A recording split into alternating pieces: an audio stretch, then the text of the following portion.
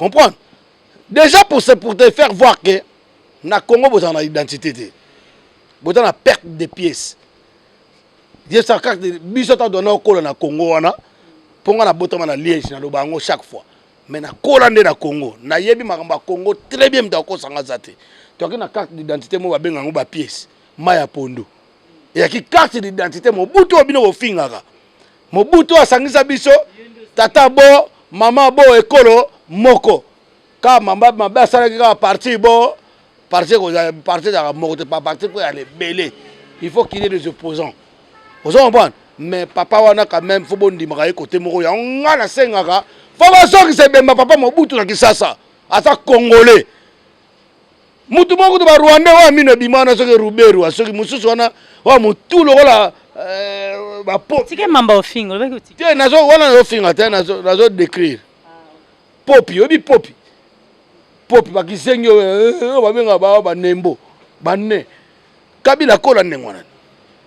Baka bokutele maka so ba bi musique ezate to tika distraction to landa maka mboka. Abo bi maka. Oh te musique. Oh biso to kobeta nani wa beta boy. Oh non. Siko ma passeport bozolo bani. Ebele bazana bazape bana ba passeport congolais. Boko lobate. Bobenga pe baba maman Gisèle, bobenga ba chéri Mukuna, bobenga bo lobela, bozolo bate poine.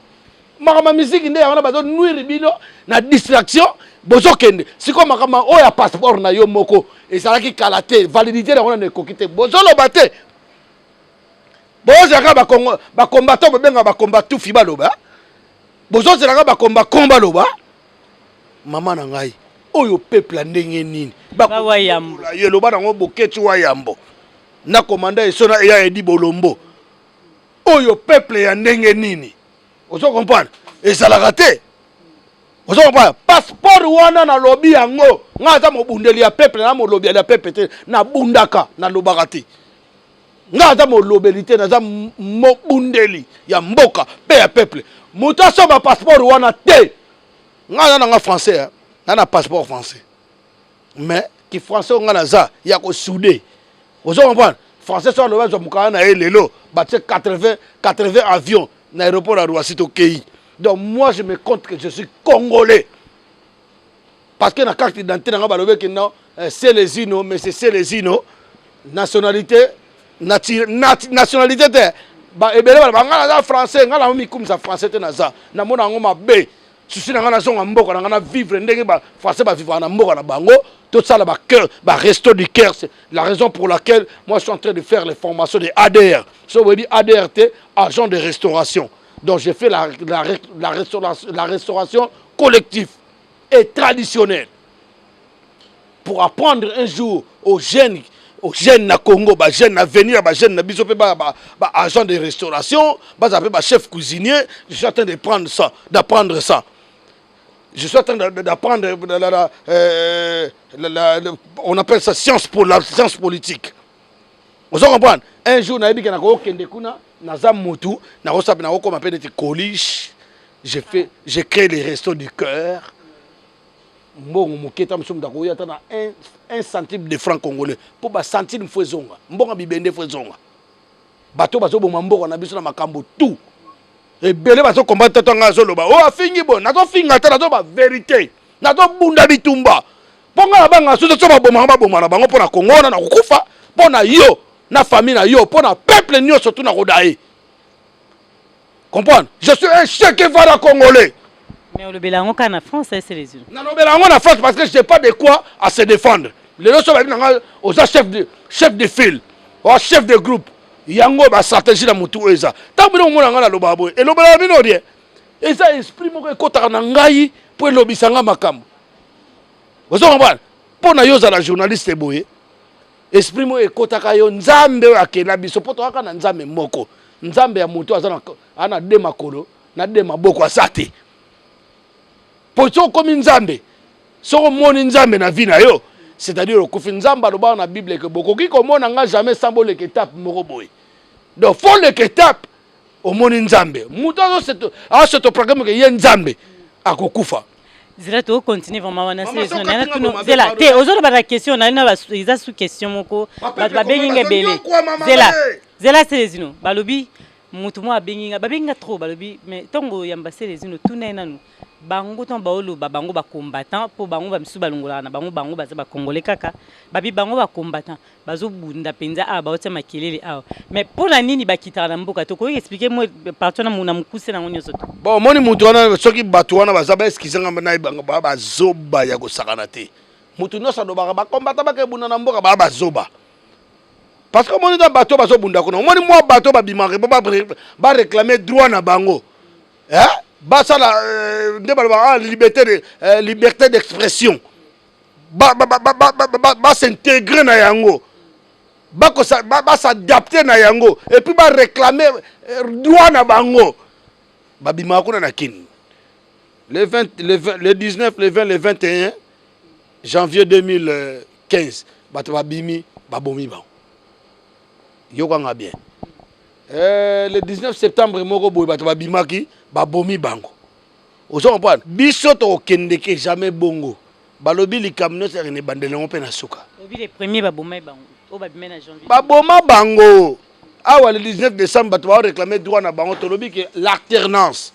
au sali mouket bisiko kokite tika mutu muso ya continuer ngo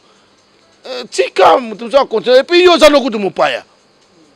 kabila ya Rwanda oye ba mama passeport onostu eza ki muyibi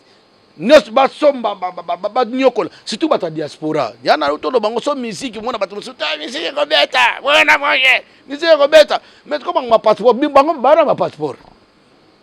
o mo to ba to arna ke bango siko arna ko ba sala no bolobini balobi o mo bango balobi do faut mon peuple moi za le rola na yebité donc na lobi peuple no surtout te ga peuple no surtout mais un certain peuple hein ba certain peuple ba za le roi mais tout est bien té comprendre mais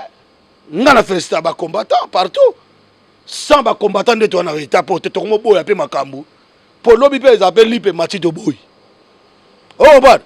oh bise matito boy donc ministre on a ce qui ntambo mwamba na za de amuyibi wakangi na Belgique Alexis Tamuma ministre intérieur c'est un voleur en plus c'est pas un Congolais c'est un Burundais azwa kombo na kozwa ba pesa comme tambwe mwamba aza muyibi c'est un assassin génocidaire c'est un massacre on a violé batukuna na Kivu zaye ozo comprendre et l'autre c'est que peuple congolais fongola matoyi na monde a tebisika boza bo somba passeport wana te ata pasa ngo le kio ndenge nini ba comprendre que biso to comprendre makambo ba plateforme na ba ono ba escroquerie parce que moni Kabila tozo bengana epo sanction koya sanction c'est quoi mais yango question mais moi na tout net sanction c'est quoi Kabila sanction quoi retourne la question na yo mais moi na lobango kamba mo parce que de retourne na yango na ndenga bien yé système na nyonso yé na système parce que to longola Kabila yé monté et puis bon kosa na te mutu mo ya Kabila obomi Kabila o biso yo comme président rien donc boma na yo donc bato na nyonso ba miyibi wana tout to boma bango ba miyibi mso ba mise ba wera ba jibe ba kofi ba fere ba fali ba héritier ba o nani ba Fabregas ba na ba miyibi wana nyonso tout ba mise politico ba féticheur wa banganga bango baza banganga ba koma so zobela pena ba ye ba monobiki comprendre na bisaki yo donc ba mise na tout opandre bango ba pasteur neti mutu ba benga so kiangani na zo banga ta mukete ndenani kiangani mutu akosa ba kimbangiste kiangani akozala pandi parce que ngana za mwana ya papa Simon Kimbangu comprendre naza mwana ya prophète papa Simon Kimbangu et puis ba o tu ba ya papa Simon Kimbangu à l'église té ba o tu ba ya o ngak ngenda o baba venturier bango tout ba ida peuple le loté comprendre ba corrompu o wana ko siko ko za grand corrompu pas collaborer penana a collaborer na nani na comme nani Kanambe Hippolyte ba Rwanda tout ba na sima na ye ba chala mwana ba imbécile wana tout bula lola chala mwana ba luba nyonso tout ba sili go kufa na Kasai o lobi atalika mo Kasai moko te est-ce que na kimbangiste papa wana ndeke ne ko mona Kabila akene ko mona Kanambe est-ce que ça déjà messe mo po ba ndeko na ya Kongo ba kufi asala ngote ezaka ye moko te na catholique bazo wela kaka oh non biso accord à Saint-Sylvestre accord à Saint-Sylvestre bo sala no ba charnier na ba fausse commune etoni na Congo balobela ngo déjà rien. Mais mec d'ici yo au finga batunyo surtout ya kimbangiste na zo la vérité bino na le mamba bato kimbangiste yo ozo sangisa batunyo surtout église mobimba mais parce que mutu moko yo sangisa na zo bazo yo kanga ndeko na ngai na zo yo ko bien so zo yo kanga donc faut comprendre na lobby na ba kimbangiste te na zo loba na dirigeant na bango akosaka bango ya za nzambe ata nzambe te anzambe te nzambe azala amona na te nzambe aza invisible asala ngai na yo na bato tu o bato ba ya nzambe ata nzambe te bana Congo boye ba kianga ne za nzambe te e balo mbonga lo banga za nzambe akenda wapi e bale mbonge alo ba za nzambe akenda wapi biso to ba envoyer de Dieu ba prophète Simon Kimbangu que je respecte akufa aki grand combattant résistant abundi makasi ti ba bomi papa wana pona bana hotel na mindele politique a mindele ba mama qui pas vite ba bomba ba tumba bango vivant zoba mona na kisasa asa zoba dona ko bengo zoba na je me permets ko benga yo zoba ameli ba diamba na ye ponga na mela diamba te na mela ni diamba moto o ameli diamba ngame bino ba to koma bentu ba commenter ngame la diamba te. Il y a un truc que je déteste depuis ma naissance jusqu'aujourd'hui je suis grand eza diamba na ko mela masanga mais diamba na mela te cigarette na mela ngote ozo comprendre parce que baby ça ba ba poumon et ça ma bé na santé ya mutu ozo comprendre ngai donc siko yonga na lobike garçon mo mela diamba na kina tse banini o biso do no mona ba rasta atse ba rasta azo mi benga era so rasta te po yebi kinkulu te so yeba kinkulu onga ko yeba nzamba solo onga o different nzambo asala lo ngo yeba e mama nzambo lobaka olobaka mama politique ofinga ba musicien ndenga bena lobaka na bango ofinga ba musicien bo siko okokotela kyangani parce que pesa ki oloboko ba complexé a $50 na boya alo bangana okufa so na sengi kyangani ngai na go senga bakimbangiste pardon parce que baza ba peuple congolais ce sont des congolais na sabo skizenga tamso na loba mabe na debe ndenga olobela on te bo skizenga na koki ko loba bombe na senga ngote ah donc kokolo ba mesenga na senga ngote pe na senga be pardon te kyanga na senga pardon te pa nzambe te abaka okomisa nga koka na okoma pe koka te po nzambe asalanga zali nzambe na nga setata na mama na ngai o comprendre na bandeko na ngande to saka na bino bo na ngada sa na bino bien yango na zo bundila peuple na mwana mobola na zo bundila babola o ba sopa makena bango de jour au nuit na Congo ozo comprendre ngai donc ko sala eloko te bino be ba catholique makamna no ba dialogue boya lisusu te dialogue ezate ozo comprendre ba pasteur bino nyos tout ko prendre ta ana solo bana ba pasteur na lobika ate bato wana osoki ki mbangiste na fingi pe ba kimbangiste ngote na fingi pe bandimi ba pasteur te na fingi pe bandimi ya catholique te mais na solo ba dirigeant la bango bato kosaka biso po biso no tout ba chrétien ponga na aka na za muta catholique te na muta kimbangiste te na za mutu ya ba groupe de prière te mais na mwana nzambe po nzambe mza pesa ba inspiration pour na loba na pema ona no bana na bota mati lelo nzamba gardanga na pema na uwela milimo o nzamba sala so yo so uwela milimo o nzamba sala ko kete pa mutu aza recommanditaire ya ko boma batu o ke no pese mboto ba na so to sa mokonzi ya rapona ko battre la peuple mokonzi ya rapona ko boma peuple na yete tala sikonde bato boma peuple vis-à-vis bato basala raté mikolo trouble uto le kana Congo na scolarité et baby basoda bafuta makate nini te garçon mso bona mona badra botama ti lelo za na ndako patala bona mama na bango azu chance ko ya potote ata biso neto abo soto chance ko ya potote neta mso sito kufa ozo comprendre ni soto so ki chance ko zonga potote ozo comprendre bon passeport o bino ozo bana ya somba na 10 ans boka changer 4 fois passeport mbongo ozongo na bata diaspora ou bata ba commerçant ba changer passeport ti wapi et puis passeport le passeport le plus cher du monde mboka pauvre passeport le plus cher ozo monde et na sens te Gisèle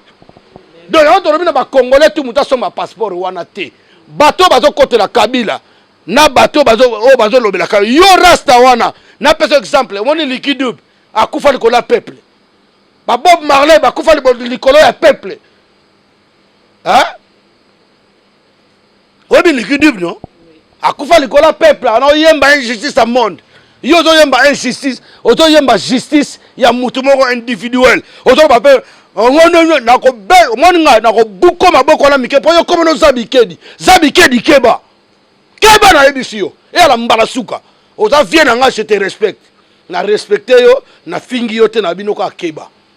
keba na za petit na yo oyebi nga bien to yebani na yebi vina yo po yebi vina ngai mais mutako yeba vina ya muninga mingi za yo et pardon ezanga po nga na yebi vina yo nga la kolona via bien oyebi yango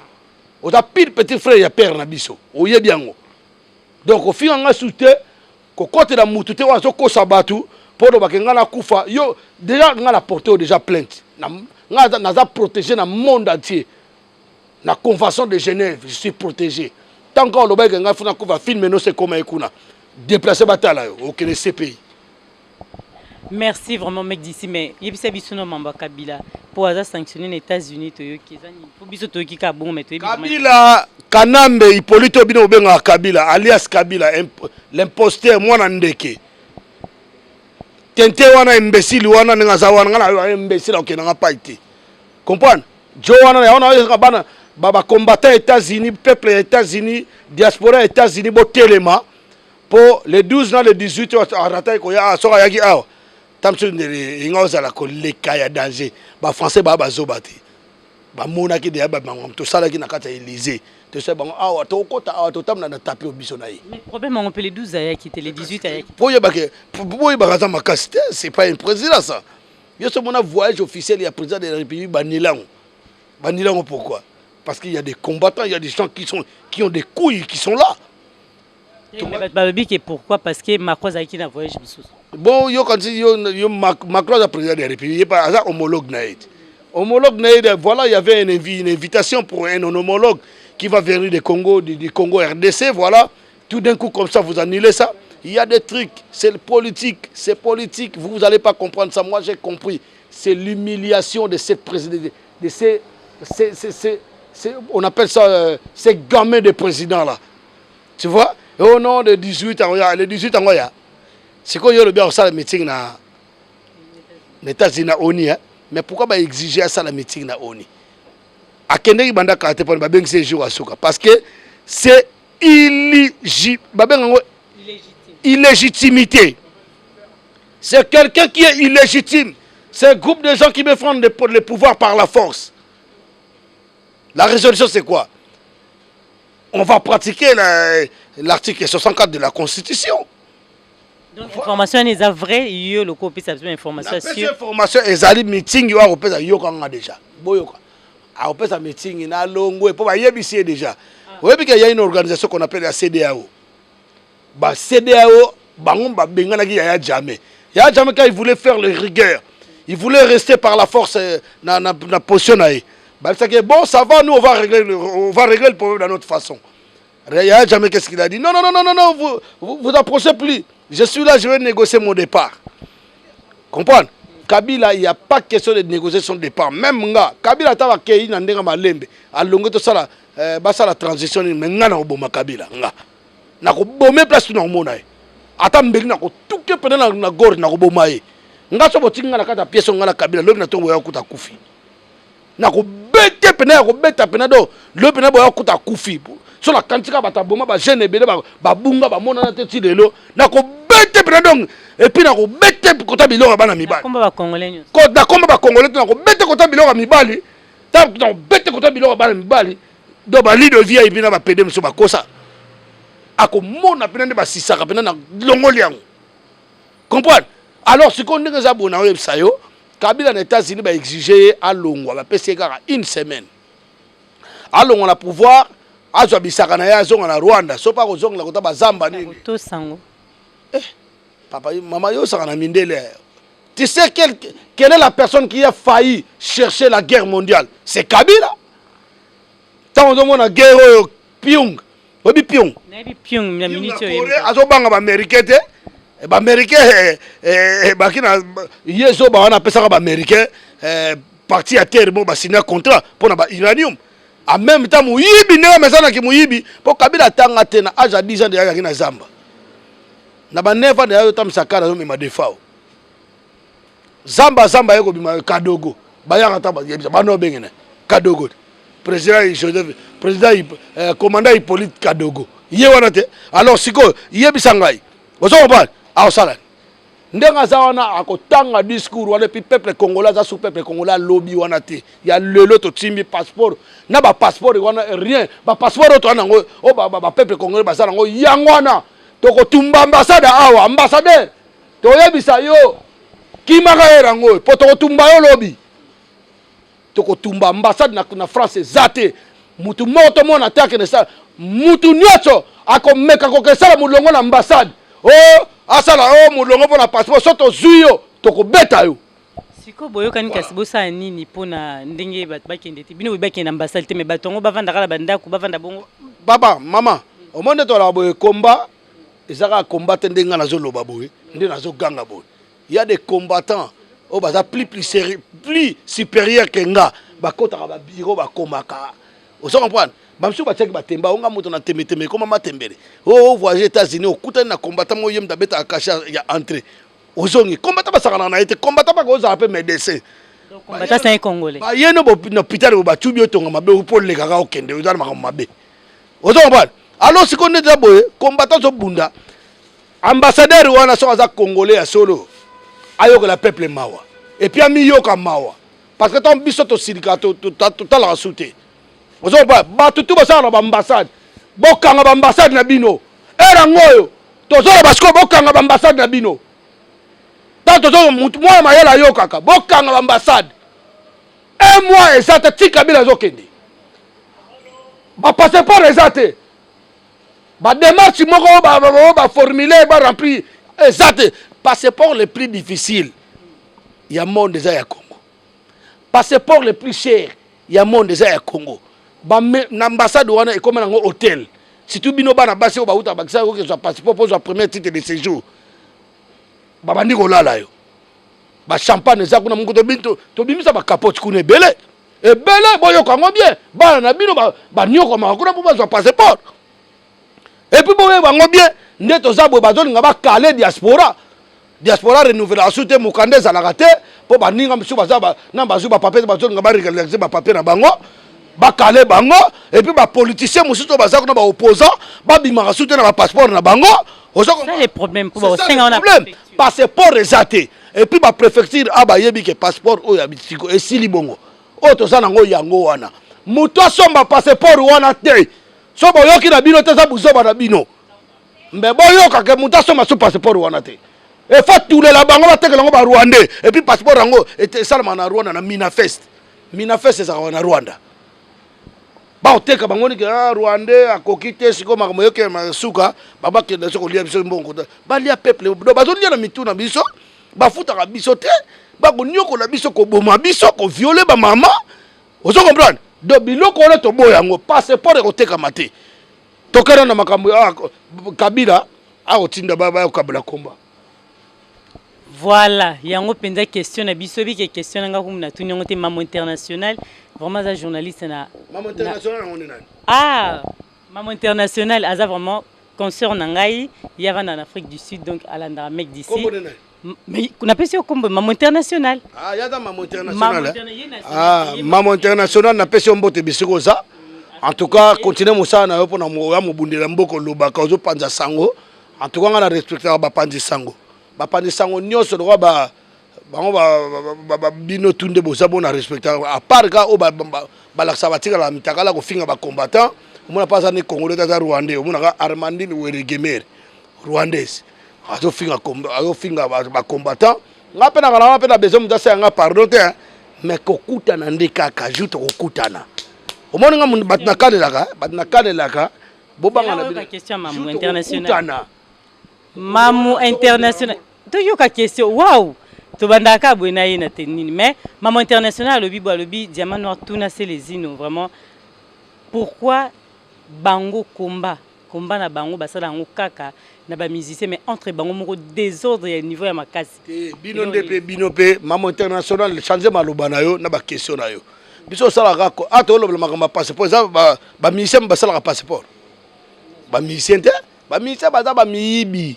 ba musicien collabo ba tala ba propre ventre na bango ba tala intérêt général te et puis basala makambo ba komana ba mission ko no tshaka ba poison comprendre yanto timbela ba onto yebisi bango ba ko betaka te et puis ba nzembo ba yemba ya mabe to na besoin te poso Congo so yo beta musique na poto na tongo Congo ebonga na ngote to tika na ba distraction oto comprendre ata no mona ba brasserie wana na Congo ba bralima ba inibra fa kanga parce que mona jeune mo bola muka epa na bango yo kabu o ba kutana ba masa ba ba eboke 3 kazelali 4 kazelali asonga na ndako alali adame fufa mama fufa papa na yo finga ba jeune na Congo te mais bazo ba kosa kande ba jeune na Congo misale zate mutu mo ya ba no beta dame na aosalani bosadi ba employé lobby ba délégué wana ba pesi masanga mais otina musique te musique ayo si me ko ko passe ko na ngote yamado kotawe ebima bocha nani na désordre ba brasserie wana tu fais kanga comprendre na zongi na question mamo national international Mireille Kalala na pesi ombote bisiko en Afrique du Sud na oya kuna kalaté parce que na Hollande frère na ngai les grands combattants sportifs les grands combattants à danger Yuri Kalenga Muchafu baonde bagana ba maître Cobra ba maître Samsung ba maître Bigis ba maître Kamango ba maître nani maître Mouze le Kololo Boko Mouze ba c'est les na roya na pesi pe ba judoka nyo surtout na ba boxeur Afrique du Sud bo danser ba boxeur Afrique du Sud ya ndebo yamba Kalenga ngape na oya na boxeur pe me adimika na oya donc ndembo la membo yamba frère na Kalenga bo yamba pe ngandengo ya dimika pona beta ka pena hyperkit penda ba masanga ba like makengo ba Cédric Yoka ba to ba Keve Kamuzu na Zlatan ba yuka buiko ba yebia na beta kambuma danger to yota ko yola babuzo bana yo o na okade na sele zira finga nzambe na biso na ko ningi so ba hyperkit ko sakana te réponse à mamu réponse na te wala la kota ka ba hiver ba entre guillemets o to comprendre alors ce qu'on est dans boye ba vieux gari na vieux gari ayebi na vieux Celio ba yebi o to ba vieux nga Jafar ayebi nde petit na bundaka o to ba ya to Angola ba combattant Angola na pesa nombote bisika boza. Pardon, entre parenthèses, au bout d'un déjà. Mamouze la réponse c'est ça. Maintenant, na beta babia akufa, na fimbisa kaer, na beta e. Mais bon, excusez-moi, na sepela na liwa na été mais adaya que son âme repose en paix. Mais na sepela na liwa zobozi nga akufa poza satana. Akufa malamu pola bien kuna tele. Kangi parenthèse wa. To kangi kasi. Bon, mamu nengo ya wana banini combat na bino désolé. Na combat na biso tozo ba obundisa biso kaka parce que Kabila Kanambe azo tindaka bato ebele ba ko panza combat. Ne bande ko na biso RCK Martin Salina ser nga Blandi Diafuka batindi ezalo ko la yono ko za boye opexenga kuna Simba pardon. Na Simba te. Donc moni ezalo ko la yono ko za boye. Mobali na ke boloko. Akena bolo yo bola bande. Mais mobile lobby kuna boloko abimi kuna boloko ça ba gradité boloko pesa réputation bien té prendre ba métier na bito to prendre ba métier ki muyibi wana ba chèque ona koteka ba nkuyu bani so tali ba sila na ngopenda e koza na ngome bato ba s'intéresser na bango ngosuté bato mi makoma kenda ne musala zongi na ya ça n'est bien net biso fourni ba exotique na so na nga bien vous comprenez mais ce que y a di bladil siko koza na vite to sala na ba société RCK ezala ko la société bazo bundila mboka ba bundila mboka bato balala ba libanda ko toka ko loba ko luka ba mbongo na mta pesa ba mbongo bango ba kongolo biso bazo loba oh non ya quel bimana moi ça ba chatumba gena ko bi pardon excusez-moi chatumba gena ko bimana moi ça babe mais chatumba mana ko pesa conseil na compte qui passer à lokuta chatumba dans imbécile chatunga wana az imbécile qui combattant. Mais a commis na sima ya mutu moko aza même pas congolais. Tala ba gaf na ye. Ah comme ça caméra ya congolais. Caméra longo mabebo so mona congolais longo mabebo. Et longo mda yo ka solani. Caméra. caméra azo détruire na ba leader na biso ba musicien akeko lingatine moi ça JB au moins comportement na bango ndenge ça ozo ngwana alors oyo kaka bomoni Martin Sali na Blandine nde bobeti bobandi ko lobela ngo oh ce n'est pas ça notre objectif wana tali bisota wala vie privée ya batu balingani na bango ya lo nde to monaka Valérie na François Hollande balingana na bango na bandele ya manda ya kenkene ya François Hollande balingana mais tout le monde que François Hollande a présenté Valérie qui est première dame mais à tout le monde que Macron na Brigitte baza moi c'est na Mukolo Brigitte problème est ça siko qu'est-ce qu'il y a à voir entre ceux qui Blandine na Martin Sali balingani baza moi c'est na et tant les combattants quand ça bien pour la société pour la associative pour la secret vous comprenez mutu wana ngala ebite ngaso mwasa ngape basi baboya ngape basi msibo baboya ngato boya na biso akena ye comprendre akena ye fotika mwasa wa pasa vie na ye donc yo kene baboloko ngala contre garçon wana ta loba wana na contre yete mais so meko loba mabe na ko pupula ye na ko pupula yo sambwa na pupula ye parce que makamaka loba za ba pesi mbongo na batakadambe pona toujours ko diviser combat na ba sens ebele kodi baba bazo bayaka po ba diviser biso mais ngala ba na combattant ya mutu te na za combattant ya batu tout so yena ya ngwana réponse soko yena pareko okomona nga oyena RC ko oyena na babe okomona nga combattant to na camarade nanga ba peuple mokonzi ba peuple mokonzi tout ba vie bokecho ba camarade ba Thierry le commando ba Fico force IDPS baza ba combattant to biso tout to lukaka lit pona Kabila kanamba kende proverbe 30-30 Bishop Élysée ba Bishop Élysée tout ba combattant ba camarade nanga camarade nanga combattant ozo comprendre o aza contre combat za camarade nanga te donc on peut ça nous permettre pour otimbera ozo comprendre donc makambu ya Blandine eza vie privée na bango ta lokwa yo sala na société moko boye au monde binom mobo bo message na ye hein déjà la vie à l'élo la vie actuelle il y a une personne un humain aujourd'hui il faut olinga muto yo yebi ozo comprendre pas ko sala ma bête so ngo sala ma be oyebi wa jenaye ozoba omoni mundele ba mindele to mona ba mindele balingana nga bongo te yo to mindele balingana ya mwa takul ya mwa nino o nene yaka na mundele na lingi yo bona boya bolingana bo pesa ba numéro mundele linga bongo te moi je félicite Blandine na Martin Saline je vous félicite na sepel na bango mingi parce ba s'intégrer donc ba tout mo ba sala ba singa mo bango mi balé ba yebani ba comportement ba lingani donc Martin Sali célibataire Blandine mobali bolo pamba boko la ba ndeni basanga na bo basala foyer na bo mabeza wapi ozo comprendre donc les Congolais il faut arrêter de comparer ce qui n'est pas incomparable donc maman international arrêter de mélanger tout maman national par international pardon yo za bula cha la mwana te yo za Mireille Kala la maman ya respect ya mboko na biso maman international yo ndem do za maman international siko na Congo follow bango déjà pour ngam na pesi au pouvoir au son bon donc vous avez la chance le roi ba Sarah Martinet ba Sarah Martinet ba Mireille Mabouaki la Colombe ba to ba Ani Luau ndungu zintende ba za ba mar ba petit nga ba Mistula au son bon ba petit nga ba bele ba petit nga le roi ba tate chouchou na tatila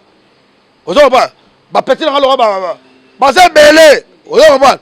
ba ser na Allemagne kuna ba Jackie Savuvu on a okele beta le 30 nous na Frankfurt na mixer na okele beta mambo sonte na mixer et puis na mixer ba nzembo bango ba beta parce que ngala décevoir peuple na ngati peuple na so asenga boy na osala ozo comprendre mais na suka on pesa ba conseil ba ba musique ya mabe bobina ngote mais tant oui. Oui, que mec d'ici, il va profiter d'un oiseau, il y a ma bé. Mais Nabia, c'est toi qui es le patron dans cet instant. Donc tout ce que tu vas me dire, mais na suko bomis. Na simana ngonga la loba o nga na moni observation. C'est mon opinion. Et ça opinion na yote. Ozo comprendre. Et alors ba DJ monsieur to mona aba ngo tonga Selezino. Oh Selezino boye. Oh Selezino boye. Papa, maman, ba na bisika boyali, je vous dis à cet instant boyo kangai naza DJ na bino o na sengaka moins cher DJ na bino o ya respectaka bolanda bandoki te bandoki musana bango yango na Kongola lingi muninga na ye Congolais te yango bazo matela ba passeport ba binisa ba passeport ya mataba na wa maputa donc yango na solo basiko na minute oyo Sarah Martinet yoka bango bien capte bango vieux Jafar maman Nicole awa toza nde toza na awa toza muta kokanga zate ma Gisèle et là on a le ya suka ba Congolais bo fongola miso tous les combattants dans le monde entier à cet instant nous sabino bo telema ba religion ba zoko sabiso religion nyonso na lobika te wa fingi kimbangiste o bona na fingi ba kimbangiste te na fingi pe ba catholique te na fingi pe ba mais ba pasteur na fingi bango na professeur na fingi ba maman na bino tu ba pasteur bisika bozali o finga susté te na dénigrer kaka ozo comprendre bo telema ba kosa biso lisusu te passeport wana ekoteka mate ba ambassade nyonso tu muto yoka ye n'enverse ponga na ke na mingi ko zula baninga ba bo ba mela ba passeport n'enverse Maman ou inverse na ebisi okeba ozaka rwandaise soko meki mangba passeport to beta ambassadeur ya Rwandais o azala na Paris na port de l'Allemand na Allemand Manso kanga ambassade wana koteka passeport ezate bana Congo no Kinshasa mobimba Kivu Ozaïr Bazaïr pour Congo folongwa Bazaïr partout Équateur, Kassai occidental, Kassai oriental, Bandundu. Donc ils sont en Zaïre. Ils sont en Zaïre, tout ça Congo, Zaïre. Pour Congo Brazzaville pesa. Nous sommes Congolais Zaïrois. Il y a un yemba banane, un yemba de hymne national. Et puis hymne national, tu as un projet nango, tu changes comme la lingala. Donc baba debout Congolais, tellement Congolais, tellement comprendre. Mususu wana o baba sairwa darape o beba musairwa na kimya nyonso comprendre et comme apena ndengwana na parlement ne tono lo basko les ino ah elinga ndengo yembi bolobi boy bisaya kende to lembi boy binze mona te ezo sa succès ba kute bima lobby vraiment boy bisaya kende to lembi wana frère na ngai na lingaka mingi nazo profiter pe na yebisa mutu ozo finga défaut ya moninga bafinga défaut moninga ti yo soki na patron na boliaka nie na ebi ko même pas kombo na e so na yo ki soki une fois de plus so finga Olivier Timanga soko fingi sur Olivier Timanga moi je vais m'en charger na ko sambu so ko beta o sera 1000 à pas ba otinaka ba bana mura obungi bana mura na o abia bazaya ba Congolais ba Rwandais te po ba Rwandais ba mona ndezo côté la bango. En tout cas, Nzembo wana oto lembi ya kende et ça la succès ya danger. En plus c'est bima lobby. Et bima ki lobby en tout cas Olivier Timanga merci beaucoup. C'est des artistes c'est comme ça comme des Radex Suprême, des Olivier Timanga, ba biso ba Selezino, ba Boketu premier ba Bogis Bompema, ba trois ba Sam Chitoupe azana studio. A ça Nzembo ya mboka, Nzembo ba to benga na Kabila parce que comité o ça Nzembo mboka ya lukuta te. Foya ba Kabila kana le kofe.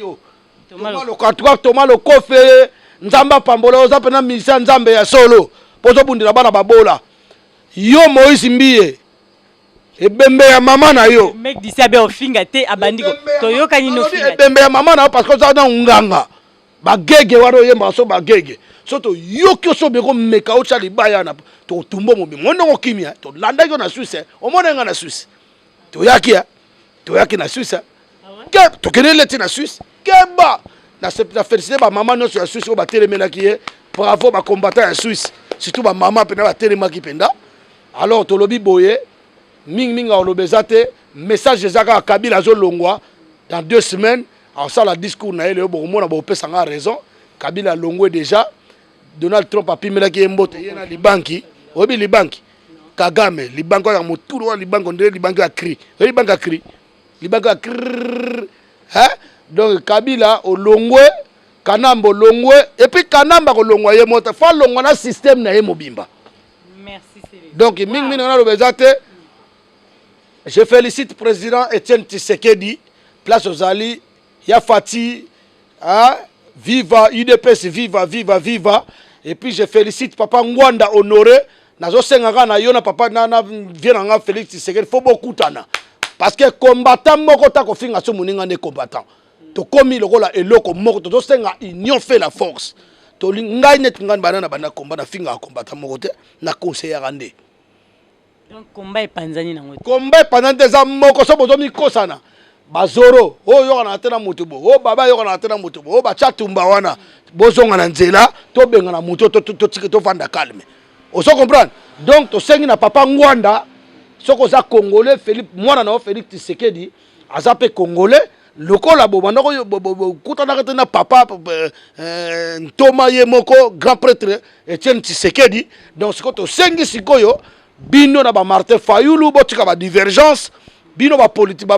opposant bozala loko moko biso ba combat bosa na rappel diaspora te tant boyo sala makambo to genval o bona bo benga ka biso ba diaspora to sangana to ba likamuni to lingi boso to za loko moko to ko benga na mopaya. Bana 2 minutes yo déjà ndo le bébé ba ozatant aussi c'est Kabila bisika to force na ye parce que azo réussi ko kabola opposition. Ozo mbana eloko arme ka tika ngo yangwana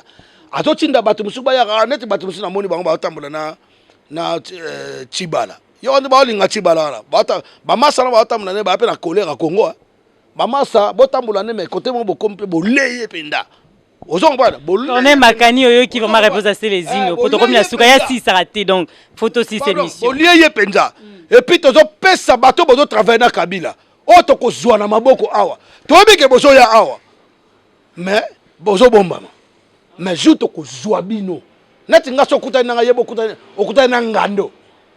on comprend okutana lion nana makasa njoto nana tu mais là on a loba passeport wana passeport muta somba ngote merci ba tele mana mulongo te ba dédicace na ngai pa vieux Jafar vieux wana zo soutenir ngai surtout pour associé na nga zo soutenir nga makasi ata ko associé na nga te azabe na patron patron nanga na maman Nicole ba patron awa toza pour moi donner non pas pisi ba mbote donc na soutenir bande ba soutenir nga ba vieux nga ba JC Diboko garde du nord ba Ziko force ba les talibans de IDPS ba trois ba Chiko Sengo Chima tu comprends ba Roger Luma tu ba Babé Masombo ba Papi Volcan pourquoi pas donc nga en tout cas to senga kaka bana pare ko ba Odombo bazoro bilele to sangana to tikano ba divergence wana to sangana to kitisa to kwesa orgueil na mabele orgueil de médiation satanique comprendre pour Kabila wana to tinda bato resi ko tinda bato apona ni ba ya okabola biso en tout cas wana sengi pena ba combattant nyoso to yokana pardon botika biloko wana vient nga chéri le commando oza combattant ton ko yokate susu combattant mo ka finga combattant mosusu. En tout cas, son film combattant, yonde mdoza kolabo. Ozongban, donc so likambo zali, bobenga na téléphone bosolo yango en privé, pas na média. Na média te. Donc biso to combattant tu ya monde ko finga moninga combattant te. Voilà, et là on a le baquet. En tout cas passeport. Ah, c'est les îles aussi, c'est passeport muta OK. Merci. Ingeta. Vraiment, merci beaucoup. Anidaki Célésino. Boyebi Kanenga le baibele, mais il fallait qu'à Bolandaye, Boyo Kapina, petit message important. Corneille Makani na Lyon, Célésino, Pessenga Corneille Makani Mbotete. Wanapenda. Ah, colonel Makani, en tout cas, Corneille Makani, na pesi mbote na Lyon, na pesi Jacques Savou vous paye mbote. En tout cas, na Lyon, nous sommes un jour na Roya. Toya Tamsou na Gisèle. Bon, respecter quand on est Roya, bon. Na pesi pe ban Afrique d'ici parce que na une invitation Afrique d'ici hein. Sans rival Bozela bino bato ba fanatique ya kianga ni bokeba elonga na nesa bokeba so bozo meka boko mona biso to 90 millions d'habitants. Donc bino so ka 5 millions boza boko ka bo 5 millions te ki mbangise kabona na 8 parties. Donc rigolongo c'est ingeta Gisele Umba nakolina na ya diama Gisele Umba nana troublé au mon amour. Merci Gisele Umba diama